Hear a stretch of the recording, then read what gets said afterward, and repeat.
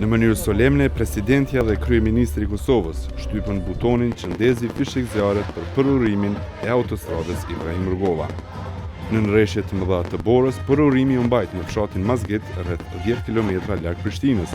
Presidentja e Kosovës Atifete Jahjaga tha se Kosova duhet të mburret me këtë projekt, pasi që mban emrin e presidentit të parë të Kosovës Ibrahim Rugova.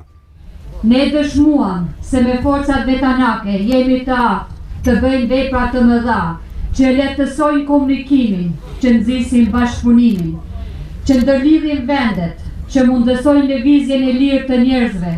Kryeministri tha se në fillim të këtij projekti ka pasur kritika dhe presione për fillimin e ndërtimit të autostradës, dhe shtoi se plani i qeverisë për zhvillim ka fituar mbi politikat ditore.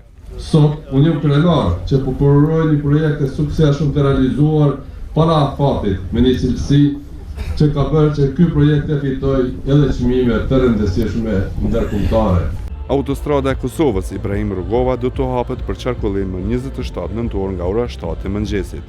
Qeveria e Kosovës po ashtu ka në plan të fillojë vitin e ardhshëm autostradën tjetër që lidh Prishtinën me Shkupin.